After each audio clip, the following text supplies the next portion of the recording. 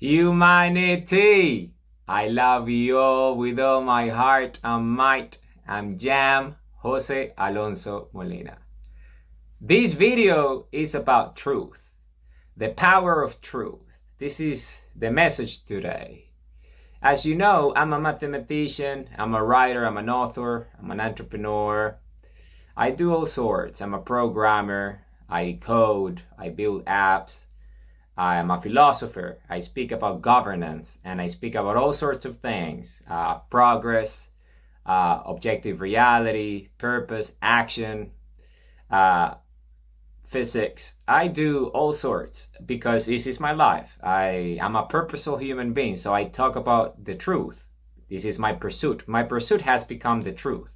So recently I made a video about the Riemann hypothesis, how I solved it. And I solved it using real numbers, I solved it using real analysis, like elementary algebra. Essentially, partial fractions. Like where I live, our curriculum here at school starts teaching partial fractions and algebra in year 9. So that means you're like 14, sometimes 13 years old. And at that age, you're already introduced to this concept of algebra, right? Elementary algebra, partial fractions. And this is real numbers, this is real analysis. This is basic mathematics, elementary, and there is this belief that the complex plane, analytic number theory, complex numbers, imaginary numbers, and all these noise is essentially the mechanism to solve Riemann hypothesis. But this is completely wrong. And my mathematics, which can be downloaded from my website, findingpurpose.co.nz, it's there for free. The paper is fully there. Everything can be testable. Clearly shows that I solved the Riemann hypothesis using elementary algebra. I derived the critical line 0.5 using geometry, the most fundamental way of mathematics, calculating the space structure itself of the Riemann sphere, right? And I did it using elementary algebra, partial fractions. I didn't have to do any sophisticated complex analysis. I didn't have to do any complex plane to explain the Riemann sphere and then find the critical line that essentially amounts and the magnitude and counts all the primes. So I derived the prime number theorem using geometry, and then I used analytic mathematics, elementary in a way, using algebra. And then after I derived it, 0.5 as the pole, S, if you think in terms of Riemann hypothesis, but in reality, S is just the pole. It's the critical line, 0.5, 1 divided by 2. And I did that in one-dimensional line using the specific requirements of the hypothesis, using the rules of the plane, of the complex plane. Right? But I solved it in the most elegant and simplest of ways, which is using elementary algebra. And then once I found it, I found the critical line, right? Then you have to test it, right? Because, okay, so the algebra is clear. I found the critical line with the operators 1 and 0. So then I have to test it. And how do you test it? Well, you use calculus, right? It doesn't have to be complex. It has to be just elementary calculus. And for that, you use convergence. You use tests. You use sets. You use domains and codomains, right? You use real analysis.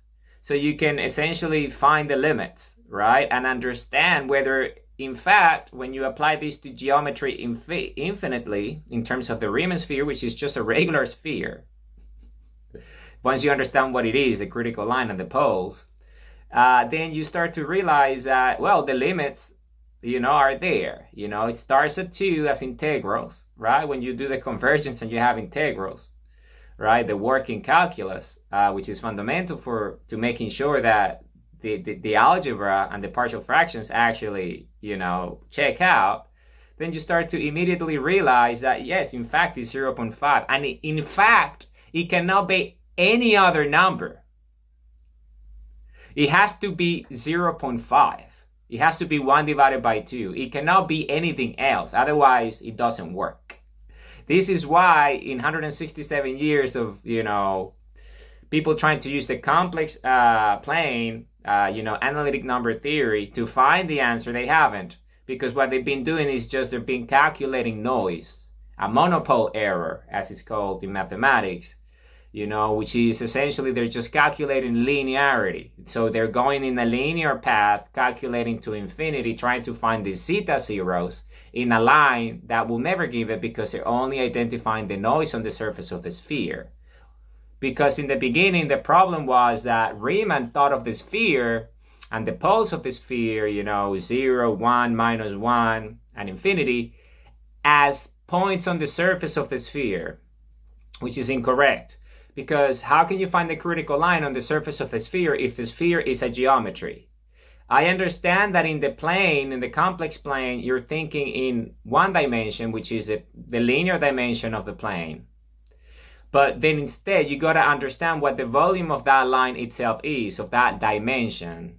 And to calculate that, well, you use the sigma function, which is part of the Riemann hypothesis itself. He himself used that to formulate the hypothesis in his work. He used the sigma function to indicate the space itself that contains the zeta zeros for the work. So when you understand this idea, then you understand that, well, when he makes reference to the Riemann sphere, he's making reference to the sigma function space of the zeta zeros, the surface of that space. Yes, that's where the primes are, but that is not where the critical line is. But remember, he said that in order for us to account for the zeros, we need to identify the critical line, which is 0.5, as he correctly identified for the first few magnitudes. What he did the work manually such a long time ago. So then you understand, if this is the hypothesis, then how can we actually understand the magnitude? Because you got to understand, as a logician and as a mathematician, as a pure mathematician using real numbers, that he already found the answer, but he didn't fully prove it. That's why it's a hypothesis, because he believes it's 0.5 because he identified that in the first few sets that he calculated, right? But then if you understand that idea and you understand the power of what he meant, he did that by using the sigma function. So then you understand, well, what is it that allows us to measure things? Because remember, what are we trying to measure? Well, we're trying to measure the prime number theorem. We're trying to have an exact number of primes, counting primes at any given magnitude. Meaning any number will give us the immediate number, the total number of primes contained within that magnitude. So then if you think in terms of linearity, one dimension, as he did using the sigma function that equates to 2 in the end, then that's why when you think in terms of integrals, what's the first prime number? Well, the first prime number is 2. So that's why the integral starts at 2, as in terms of the lower bound.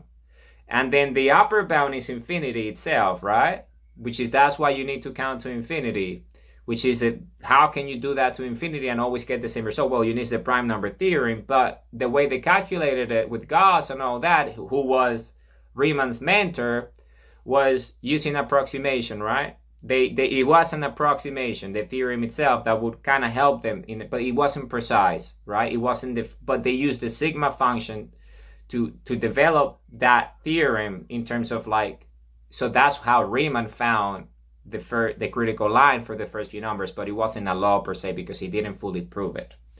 And that's why the hypothesis has been so relevant, right? Because everything requires prime numbers.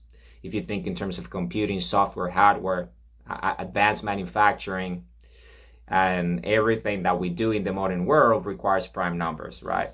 So then that became the quest. The quest over time became, well, let's find the critical line. But because he developed that in the complex plane, people assumed that the answer was in the complex plane.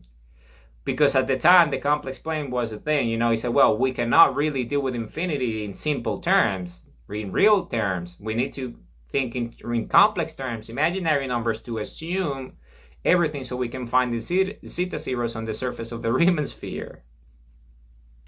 Right? So that was the assumption at the time, but that was actually, in fact, incorrect. Because if you understand measurement from a geometric point of view, which is mathematics, and this is basic mathematics, you cannot know the volume of something unless you know its dimension. So you need to know what the space in which that volume is held, contained, so you can then understand its magnitude. You can then understand and measure it. So by understanding its space, its topology, its geometry, mathematically speaking, then you will be able to count its space.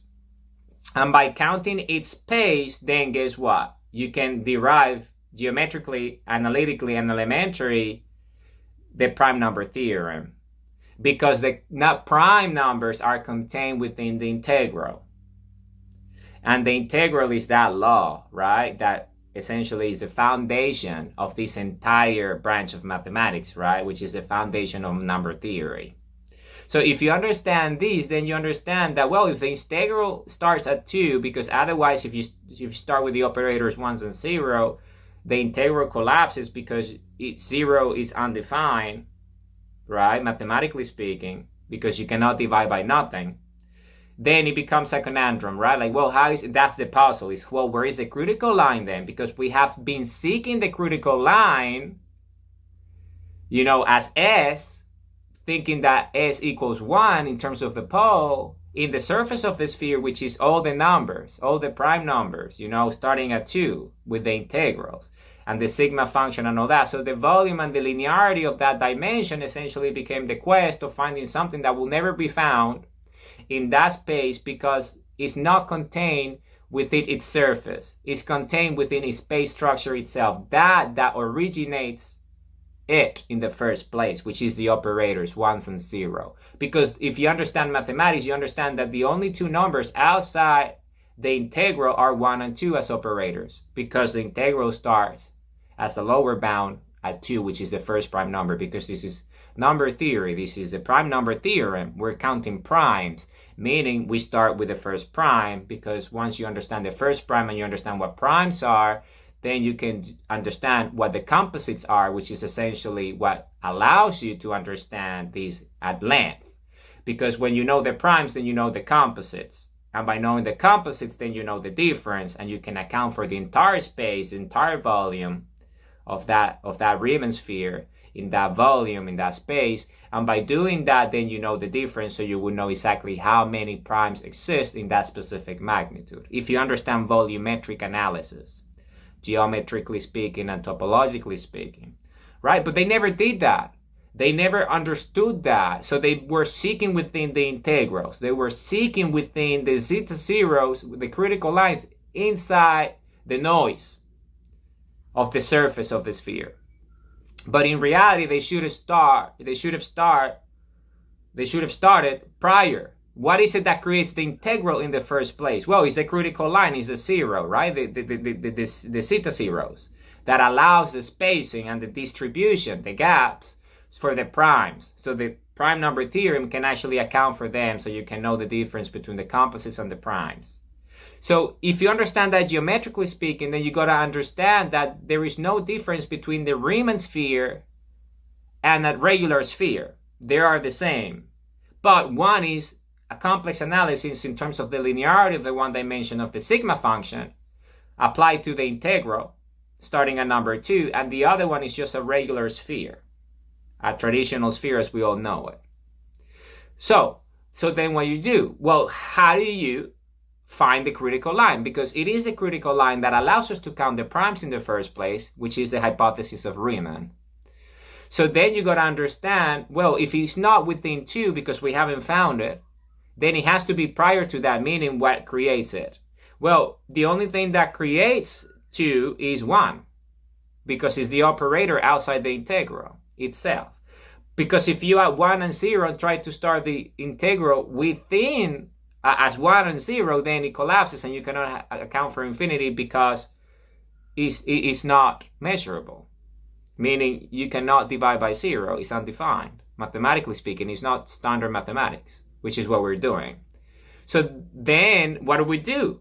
Well, we find S, right, as X, right? So how do we find S as X in terms of how do we find the pole, the critical line, 1 divided by 2, which is 0.5. So we can then account for the measurement and the volume of this Riemann sphere and the complex plane and the prime number theorem and everything, so we can prime count at any magnitude. Well, we define X equals 0 because it's the first operator. And we do this using elementary algebra, and this is part of my work, which is all published, right? So if you understand that, well, when X equals 0, and then, because you gotta understand this, why am I equating X to 0, meaning S, as a pole? Because I'm trying to account for the first two operators, right? Which are 0 and 1, which are outside the integral itself, which is the prime number theorem that starts there to account for all primes, which starts at 2, as we know, as a lower bound.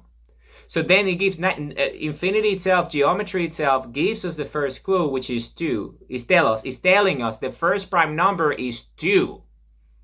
So you need to account for 2. Okay, so that's good because it's the beginning, remember. So what came before the beginning? Well, it was what created 2. And what created 2? Well, 1 and 0 as operators. But you got to understand the meaning of that, which is what I'm going to explain next. So you understand the first clue of nature, the first law of mathematics, which is that integrals start at 2 because the lower bound needs to be 2 because it's the first prime number. Otherwise, you cannot hold it.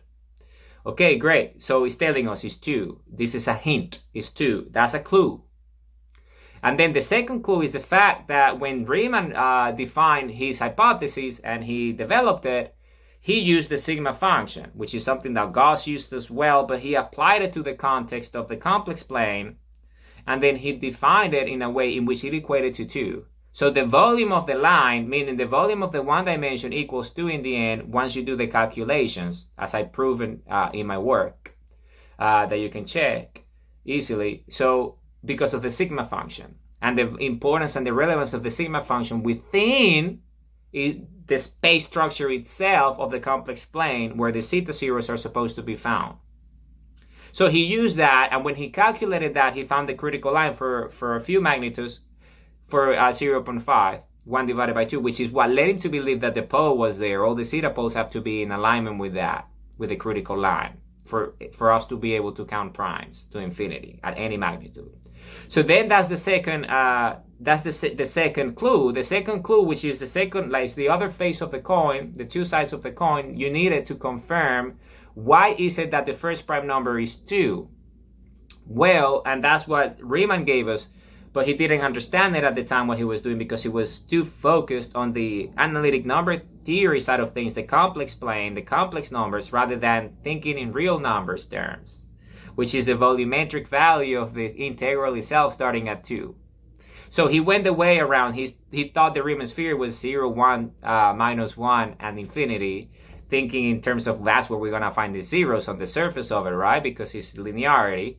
But in reality, it was the opposite. You need to find it at the epicenter of it, at the center, which is its geometry. So you understand it. So that's where it was, because that's why he couldn't account for all the zeta zeros and he saw so much noise and so many things that were imaginary that became extremely complex and too many assumptions, and it became just essentially noise and bias, if you understand what I mean. So then, okay, so what's the second 2? Well, the second 2 is provided by this sigma function itself. When you understand geometry, and what is geometry of the sphere? Well, it's given by the root of pi. So when you start to do the calculations and you do the transformation, then you start to see that the complex analysis itself, which is the inverted, of what he did, then it gives you 2 as well. Oh, okay, so the volume of the plane itself is 2 equals 2. So, well, that makes sense, because if it starts at 2, where the first prime number is, then it means that if it starts there, the volume has to be complete, right, of that Riemann sphere, because it starts there, because you cannot account something without volume, without geometry, without topology. So its topology starts at 2, which is the prime number, right, as the integral says. And then it says that the volume is 2 when you apply it to sigma function on pi, using the same transformation, using the same conversion and inversion, using his own sigma function for S. Then you start to realize, oh, okay, so the volume is 2, which means that the first prime number is 2. So we need to look at number 2.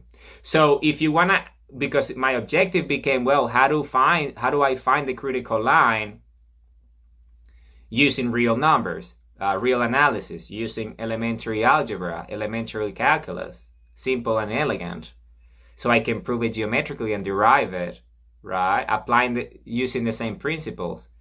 Well, S equals 1, right, according to his analysis, right? But S is just X, if you understand the plane. So then the operators 1 and 0 outside the integral. So then what creates the volume? Well, it has to be the operators, which give us the critical line, which is 0.5. So when you transform Riemann's S into a isotropic quadratic form, why quadratic? Because it has to be 2, because of the volume and the first prime number being 2. So that's the clue. And you're transforming the same space. So you're transforming S into a isotropic quadratic form. Why is it isotropic? Because it's a sphere, it's a Riemann sphere, and all the zeta zeros has to be in alignment. And the alignment is 0.5, which is the critical line, 1 divided by 2. So because it's that, and everyone has to be the same, according to the hypothesis, then it means that it has to be isotropic. So the space structure itself of that complex plane, where the zeta zeros live, which allows us to account for the prime number theorem, so we can count any primes to infinity and any magnitude, then it tells us right there that S has to be quadratic and isotropic, meaning it applies the same space structure and distribution across all points, all vectors. That's why it's isotropic. So it's isotropic quadratic form, which is a standard mathematic work, right? A term. So if you understand that, then, well, you transform it, because you're seeking, what are you trying to find? The critical line, the zeta zeros, right? The poles.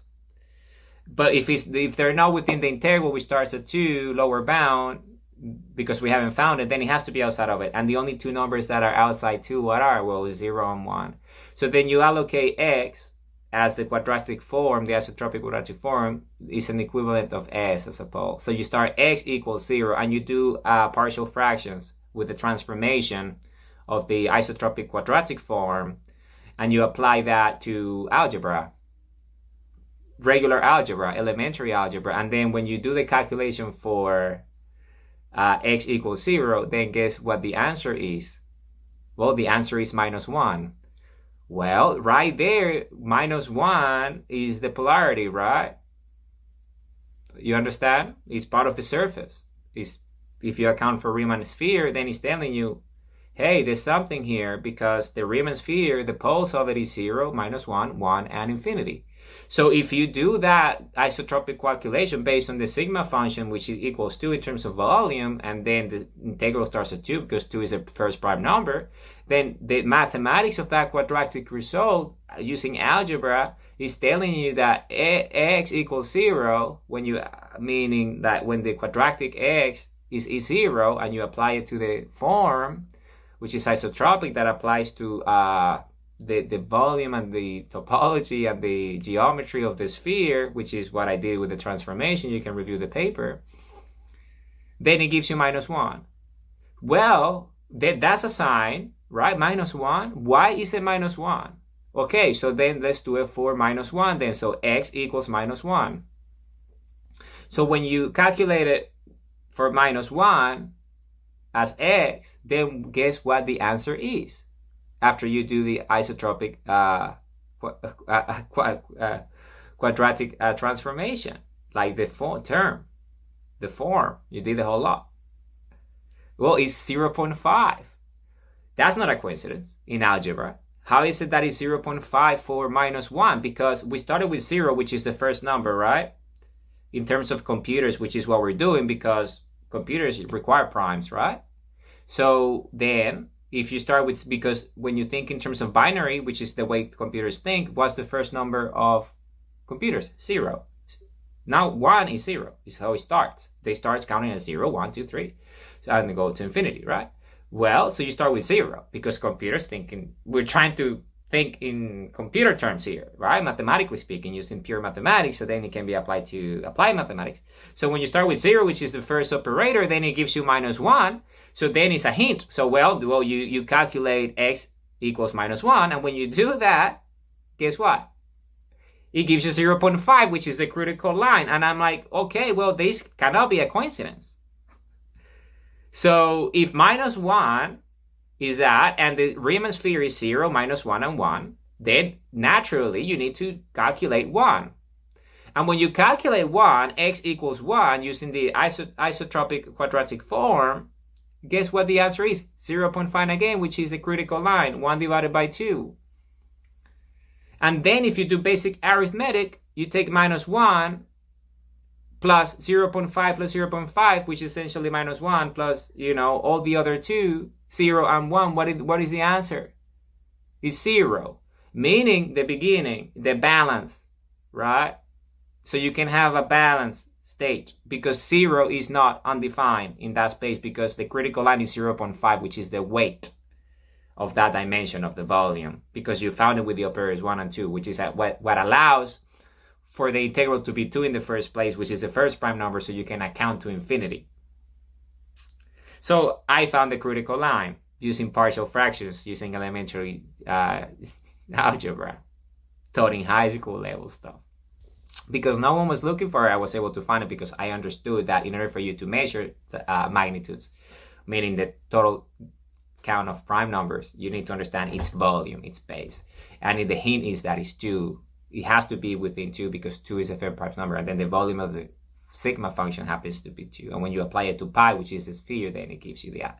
So, and then when you start to do that, then immediately you start to then, obviously, so if the answer is telling me that it's precisely 0.5, right, for its topology and geometry and its scale, using pi and using the rational numbers, transcendental the rational numbers pi and phi, which are the dimensions that nature uses itself to account to infinity, creation space, topology, right? This is being proven by Fibonacci. This has been proven by Euclid and Archimedes long ago, right? So when you apply it to real, geometry and topology using real numbers, then immediately you start to do analysis. Well, let's make sure that this arithmetic that is in balance, that is giving us this result, that is telling us that the critical line is in fact 0.5, right? Because then you can divide by 0.5, which is, it's the pole. Because then you apply sigma, then you apply everything, and it's 0.5. And everything is in the work. But then you do the analysis, right? You do the convergence, you do the integrals work, you do everything. You do the sets, you do the domains, codomains, you do the real analysis. You do everything that you can do mathematically using real numbers, using, and applying imaginary numbers as well and everything. And then it calculates it to infinity, and it does it, and, it's 0.5. So I solved it. I solved it using actually, real numbers. Real number theory, like not the complex plane. So then that accounts for that. And then when you start to keep on doing the analysis, then, well, you need to account for the imaginary numbers to make sure that, because why is it that there is so much noise in the infinite space of the surface of the Riemann sphere when you think of it as the poles being on the surface rather than its center, which is 0.5, right? So it accounts for the numbers, right? And then you find a way. And I'm going to explain to you visually why it has to be 0.5. So, for example, think of a sphere, right? So you have a sphere, right? And this is the weight of it. Think of it as the pole of the sphere, right? So you got the weight, which is a critical line, so the stability can exist in that geometric space, in that topology, in that volumetric thing that you're trying to account for, so you can count the primes. So think of this as weight, right? And then think of this sphere, which is lighter, because this is wood, a wooden sphere, and this is a metal sphere. So when you have, say, imbalance, then it's not going to be the right way, because say, for example, if you take any operator, say x equals 1, and the result is different from -1 in terms of like, and then you calculate it for -1 and it gives you 0.5, and then you do it for 1 and it gives you 0.5, it means that -1 plus 1 equals 0, right? It's imbalance, which is what you need, right? Because you're seeking the zeta zeros. So it's giving you the answer that are there, but by the critical line, which is 0.5. Because of the balance, -1 plus 0.5 plus 0.5 equals 0. Why does it have to be 0.5 for -1 and 1? Because it will be the same weight, 0.5. So if you have a lighter thing, which is not 0.5, and a heavier thing, which is not 0.5 or 0.5, then they don't match because they're not in equilibrium. So the sphere collapses because, as you know, geometry needs to be isotropic in terms of the sphere for it to hold. So this doesn't work. So it needs to be zero. Both spheres needs to be the same weight and exactly the same. So it accounts. So it cancels out. So you can account for the noise and you can account for everything, meaning imaginary numbers and everything within it. So everything in mathematics is contained within it, which is the only way it would actually work. That's why x equals 0, which is s essentially, gives us -1, right? When you do the isotropic quadratic form. And when you have the calculation for -1, then it gives you 0.5, which is one weight of the equation, right? But you need 2 because -1 is its counterpart, which is 1, which is what S1 is, the pole. So when you calculate x equals 1, and then it's the same 0.5, then you got the balance because the weight is 0.5 for both. So you found the balance. You see, it's not 0. You're not dividing by 0, right? You're not dividing by 0 because it's undefined. But you're using 0 to find -1, which is what creates that volume, right? That polarity. So it keeps the balance, the beginning of it, of the sphere of the geometry, the vacuum that creates the space, a spherical vacuum threshold. And when you calculate S1, then it gives you this critical point, which is critical line, which is 0.5, which is not 0. You can divide by 0.5 in terms of sigma, right? Which is the whole purpose of the Riemann hypothesis. And then when you then do the opposite of -1, so it's a counterbalance because you have to, because 1 is the first operator outside the integral for the mathematical law discovered by Gauss, and when he designed all that work, so Riemann created the hypothesis itself for the prime number theorem.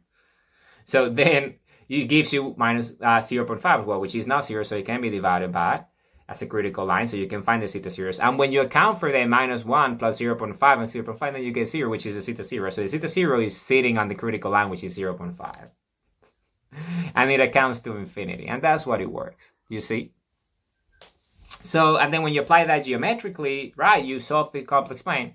And then if you really want to test that, you know, the real analysis, well, you do the complex analysis. And when you do the complex analysis, then you start to realize that using the same principles and the same concepts, because, you know, mathematics, the reason why pure mathematics is pure is because it's honest. It tells the truth. It is actually fact or is not, and you do the calculation and review. And because the algebra is so precise and the arithmetic is precise, the arithmetic, when you do -1 plus 0.5 plus 0.5 equals 0, which is a zeta zero, right? The pole, which is a critical line, 0.5. Accounted for and in balance, right? So you can have an isotropic geometry, which is the Riemann sphere. Then when you have that, then the arithmetic, which is the most basic mathematical law, tells you, hey, it accounts for it at all levels. It's in balance. It's perfect.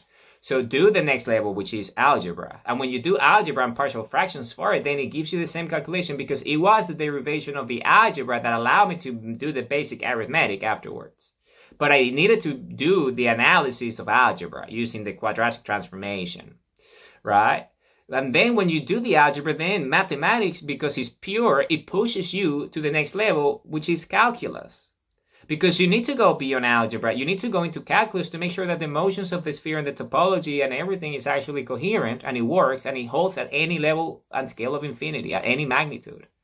And when you do that, then exactly the same, it holds. How is it? And it's not like there's no margin of error. It's zero error. It's perfect. It's precision. It's 100%. It is the truth. It is that. Riemann was right. There is a hypothesis which is correct, which I've proven, which is that the critical line of the zeta zeros is 0.5, meaning 1 divided by 2. And it exists, and it is the way it is. And that's the law of nature when it comes to mathematical thinking in terms of the prime number theorem, because then as a result of that, I was able to do all sorts of work, and then, which is all my work, so I derived the prime number theorem geometrically to have the precise magnitude at any scale, so you can count prime numbers to any scale using the complex plane. And because you do that, then if you think in terms of analytic prime numbers, right? If you think in terms of analytic prime numbers, right? Analytic prime theory or analytic number theory, then you have to do the analysis, right? You have to do the analysis for the remaining bit, right?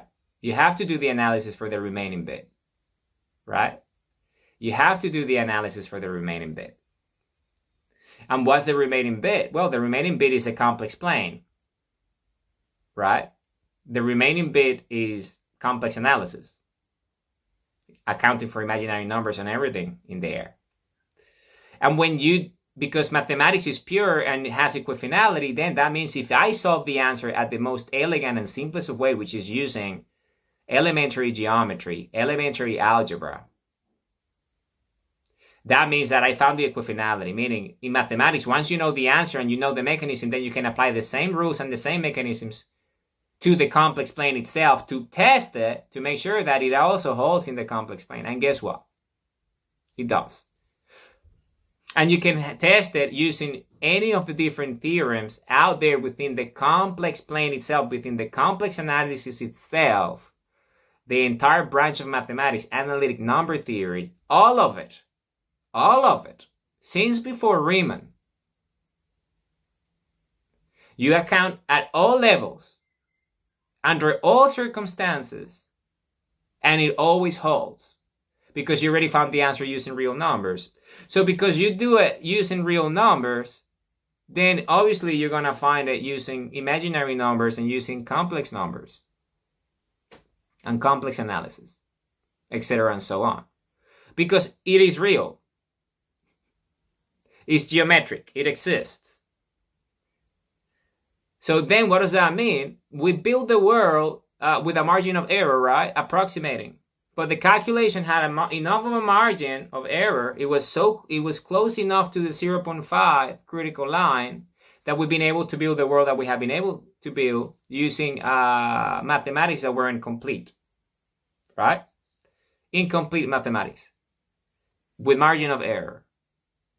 But now, essentially, I have proven that there is no need for a margin of error. In fact, we don't need to approximate. We can know exactly what anything is, mathematically speaking, and calculate it to the exact precision of its own zeta zeros, its own critical lines, its own topology, its own geometry at any dimension. 1 dimension meaning 1 line, 2 dimensions meaning 2 lines, the Cartesian plane, the complex plane, and 3-dimensional, which is objects and solids, such as the actual sphere, which is just the bigger representation of the Riemann sphere, which is just a 1-dimensional sphere in the complex plane that accounts S as, X. So linearity, right? So when you do that, and then you can have the volume of everything, V1 equals 2 in terms of its volume, and then that applies to real volume of the solids of real life, using the sphere to account for it, then you can derive everything. Meaning any mathematical problem that you have can be solved instantly, because then you can apply the same principle, the same equations that I derive, which are laws of mathematics, which are all in the paper. It can be applied to any field. Right? It can be applied to any applied mathematics, which means that any branch of science, anything that is real, that we do to create and build and manufacture, accounts for it immediately, instantly. It doesn't matter what it is, biology, chemistry, physics, mathematics, engineering, manufacturing, computing, anything, meaning we can refactor everything, the blueprints, the design, the planning, the manufacturing, the manufacturing workshops, the floors, the industrial parks, everything that builds something, everything that manufactures, robotics, AI, building, construction, everything, fabrication, manufacturing, everything that is built, that is designed by engineers and designers and architects and people who apply geometry and mathematics in terms of algebra and calculus to do anything that is relevant. When you apply the real critical line, which is the one that I have found, then you remove the margin of error from everything. Meaning that you start to manufacture things without any faults, without any margin of error, because you know precisely what the critical line of the zeta zero poles are for each of those spaces and each of those applied mathematics and each of those things. So for example, you can know the specific distribution of all the human body cells if you are doing biology, for example, and its space and dimension, and you can know and monitor exactly how spherical a human cell is, and you can know everything about the human DNA if you wanted to, all the content of it, right? That's an example of how this applies to biology, right? An example of how this applies to chemistry is now that we can know the exact composition of all atoms, of all elements, all the isotropic nature and polarity and charge of all elements in the periodic table. Meaning that we can build incredible materials now because we know the density, the volume, and the weight, and all the characteristics and attributes of all the calculations required to know everything about an element, which would allow us to not only know everything about all the elements in the periodic table, but to know exactly all the other elements that we're missing in infinity. Because it's like, you think of prime numbers are like the atoms of mathematics. So if you understand what the atom of mathematics is, then you can understand the atom of everything, meaning the atoms of existence. And because you understand that, then you can know exactly all the elements that exist that we don't know yet, that we haven't found or discovered. But because they're like prime numbers, we can calculate the magnitude of it, and we would know based on the density of the space structure field itself of existence. So all the minerals that we haven't discovered, all the materials that we haven't been able to manufacture, alloys or anything, all the different elements that we haven't encountered yet and we don't understand, then we will be able to account for immediately. That's just what chemistry is. You see, biology and chemistry. The cell, which is the unit of irreducibility in biology, and the atom, which is the unit of irreducibility in chemistry, gives us the elements.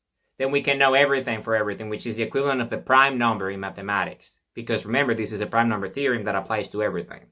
Then if you do the same for physics, then you can understand mass. You can understand matter. You can understand motion in a way in which not approximation like Einsteinian and Newtonian physics, which is just an approximation. No, you can know precisely what the molecules, what the particles, what the waves are, and they're all spherical in nature, and you can know all its oscillations, and you can understand what it means at all levels, smaller than, because it's a scale, right? Because it's roots. And when you calculate the geometry, it applies at all scales of infinity. Infinitely large, infinitely small. You can go beyond the Planck length. That was known as the Planck particle. Way smaller than Higgs bosons and quarks and all this stuff. You go into infinity, infinitely small at the quantum level. And then you can go infinitely large at the astronomical level, and you unify physics, which is what I've done mathematically speaking, because if you understand physics requires mathematics. And the most important mathematics are the mathematics that I solve, because it applies to all fields. Because I essentially solve Riemann hypothesis. So that's physics. So you can account for everything. Energy, motion, light, speed, everything. Gravity, right? Everything. And then we think about the application in terms of manufacturing for propulsion and design and materials. So essentially we can design and manufacture indestructible materials, for example, that can tolerate everything, and all sorts, right? That's just an example. We can travel faster than the speed of light now with actual propulsion, which is based on the energy of the sphere. So these are all the different things that you got to understand what this actually means as a blueprint, mathematically speaking. Then if you think those are the three big ones, right? Chemistry, mathematics, and physics, right? And biology.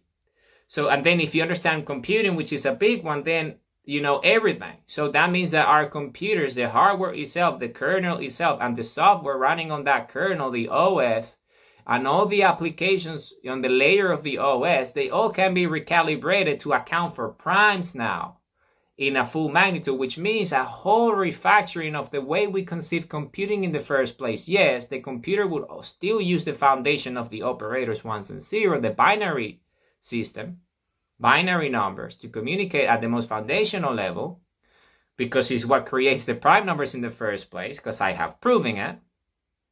But now you can have extremely sophisticated communication at the post-quantum, at all levels. And not only communication, data transfer, compression, anything that you can, processing, meaning that you can process. So when you manufacture chips, right, which are fundamental for the modern world, you're manufacturing chips accounting for no margin of error. Meaning you're not going to be wasting calculations. You're not going to be wasting processing GPUs and CPUs and CIs and all that, OIs and IOs and all that stuff, input, output and all that, in garbage noise that's biased, that you're using the complex plane to find nothing, right? You use real mathematics, the real plane, and account for the noise, which is the imaginary numbers and the bias immediately, and you remove it. So your calculations are bare metal, as is known. Meaning, like, if the hardware gives you this capacity, you're going to be doing real productive work at that capacity. You're not just using that to crank a number and to produce a number so you can get to the calculation that you're seeking. You get the immediate calculation that you want in the first place at full speed, bare metal. And that's what we have right now. So imagine the efficiencies, all the heat, all the friction that goes away in computing, all the waste. All the calculation waste goes away because all the effort goes directly to actually seeking the answers, which is why I also solve P equals MP, because all the answers are contained within the problem itself. So because it's a volume of it. So if you understand primes, you get the answer immediately. And this applies to all fields. All fields. So engineering, manufacturing, materials, construction. Just think of anything that has value in the real world, how we measure things in reality. Think of anything. And this is now zero error, no margin of error, no approximation. The answer is precise. So you will be able to design and create to perfection, to the limit of infinity itself when it accounts to that specific field that you're pursuing, no matter what it is. So you're going to know the truth. And because you know the truth, then you can calculate based on the truth. Right? And this is the whole point. This is why the Riemann hypothesis is the most important point, because it solves everything. It solves everything. Right? It's the unification of everything. It's a grand theory of everything. It's known as the theory of everything and all that, unifying physics, or essentially this is unifying everything. So it's essentially removing all the noise and all the bias and all the errors and all the holes and all the patches and all the renormalizations and all the normalizations of all the mathematics in human history in all fields of applied science and applied mathematics and everything.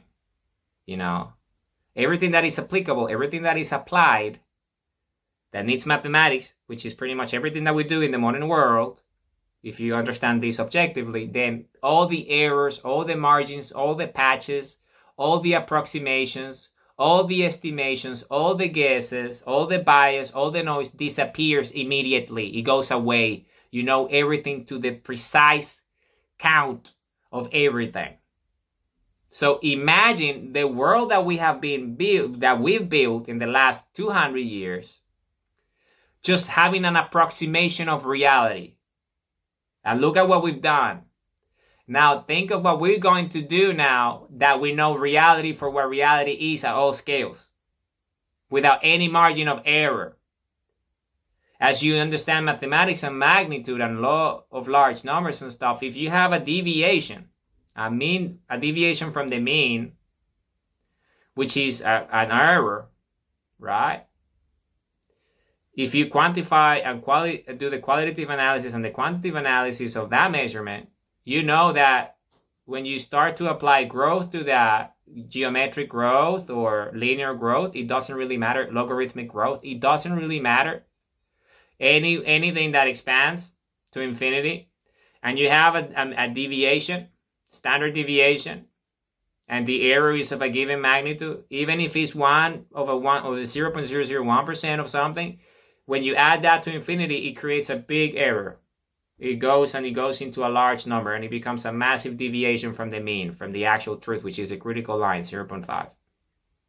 The actual count, right? In this case, prime numbers, or the atom, or the molecule, or the cell, or the material, or the element, or the signal from the computer board, from the hardware, the message, the compiling, whatever. It doesn't matter.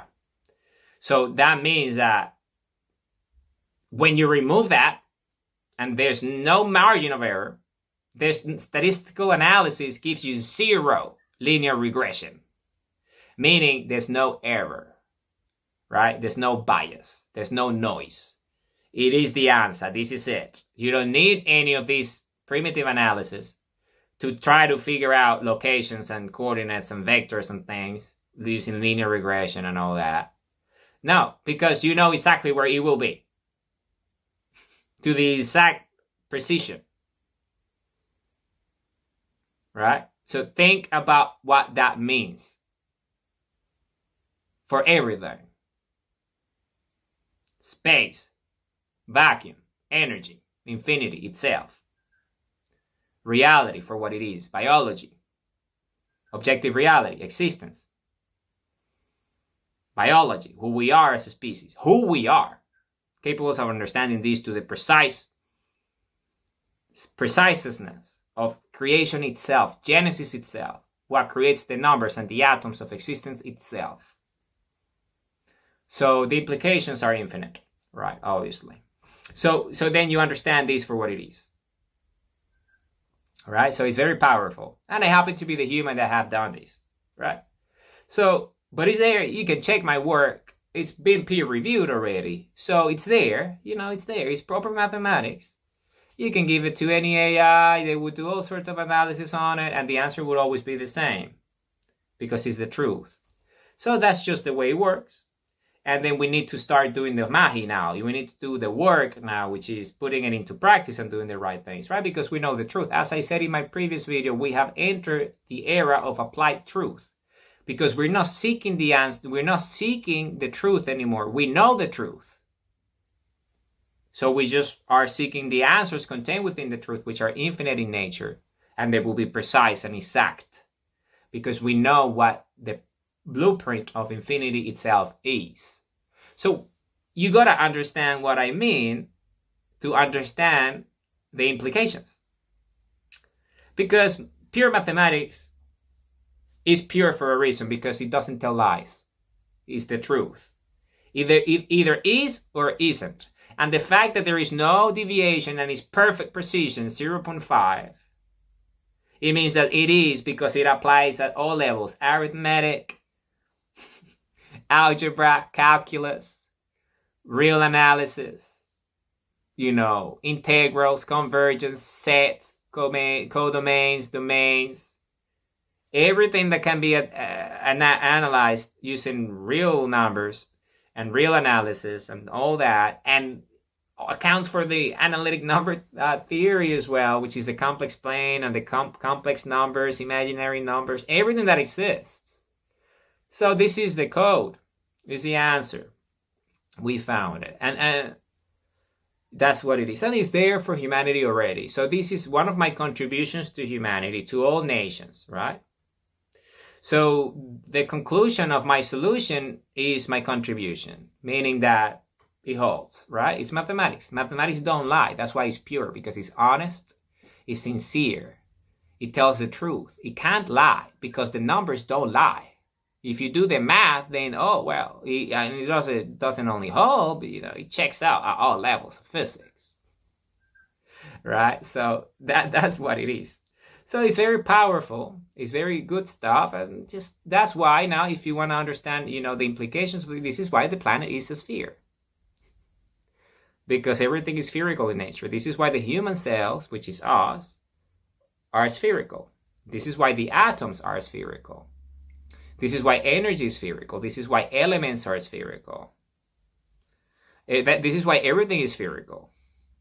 Because the sphere is the scale of creation. Is how creation itself replicates itself to infinity, energetically speaking. And then it forms into solids like us, right? Objects, biologically speaking. That's why our eyes are spherical, so we can understand that infinity itself, energy itself, is spherical. Its own electromagnetic field, its own energy is spherical, right? And everything is spherical. The sun itself, which is infinite energy of creation, is a sphere of energy. The singularity itself, when you look at it magnetically as energy, is a sphere of energy. Everything is a sphere. And because I mapped it geometrically, topologically, and numerically, then it is the way it is. Because I mapped it. This is just the way it is. This is why when you look at nature, for example, you have beautiful arrangements like this, like you got fractals like this, based on pi and phi.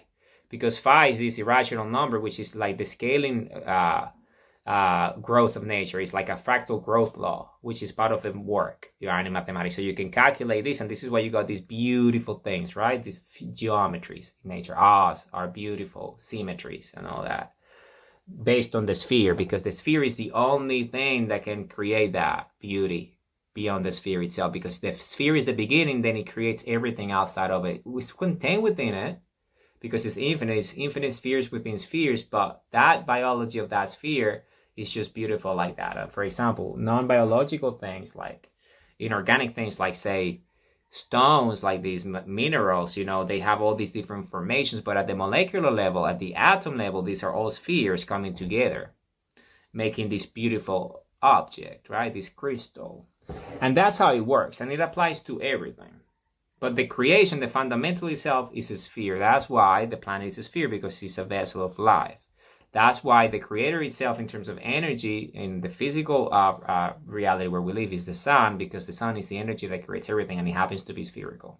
Because it's the building pattern of infinity, is this building sphere, is the organizing agent of creation, the sphere.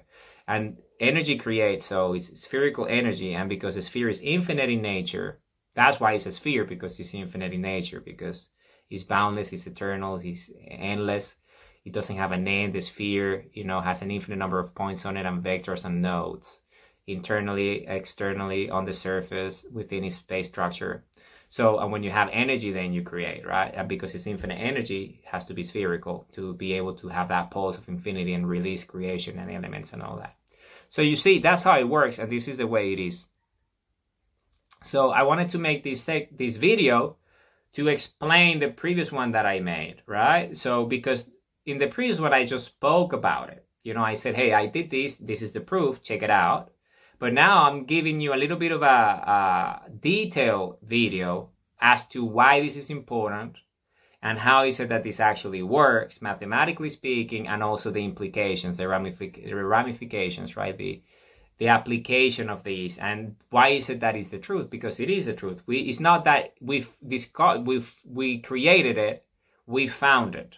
We discovered something that is infinite and ancient as creation itself, but we just were able to finally map it out mathematically to comprehend everything for what everything truly is, right?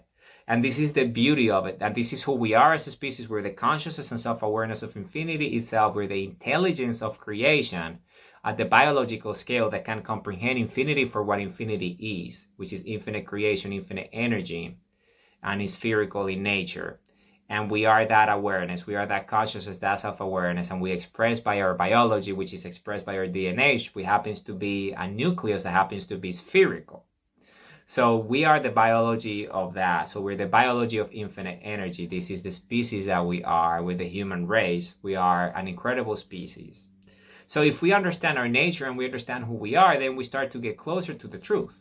Because by going within, then we go into the source of creation, because we are it at the biological scale, which means that everything is within us as a species. So when you go inside and you understand who you are at the most fundamental level, then you start to realize that, hey, I am infinite because I'm part of this infinity. I'm part of this infinite sphere of creation. And I am just an active conscious state that is self-aware at the biological scale of everything that there is and would always be. And I'm one with it, and it is one with me. So that's why we can connect with everything infinitely. And we are not only connecting, but we are it. We are its pulse. We are its expression. We are it. And it is us. We are the same. We're one. You see, that's why the sphere is one. But within it is everything. And outside of it is it. Because it becomes, then what's outside of it becomes its electromagnetic field, which is the singularity of its own.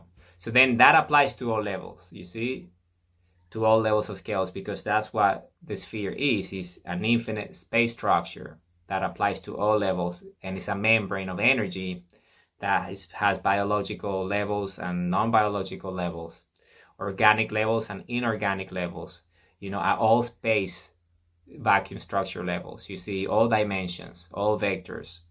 It's just the way it is. And we happen to be at the biological scale, the consciousness and self-awareness of that. So we are it at the biological scale. And this is what the human heartbeat does, is this pulse that generates this magnetic field, this electromagnetic field, this energy field around our body that is spherical in nature, so we can exist. The pulse of life, the pulse of creation is the human heartbeat. So because we are one with that pulse of radiance of infinite energy at the singularity of the sun, which itself is a sun of its own, that energy that just creates to infinity. And we are the biological expression of that, right? So we are biological suns, right? Our hearts are that.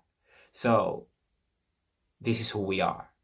And the mathematics is clear. Once you understand the mathematics, then you can apply it to any question that you might have in any field, and then the answer will be precise. And it will tell you, yes, this is the answer. Okay, this is today's video. Remember, I love you all with all my heart and all my might. I'm Jam, Jose Alonso Molina.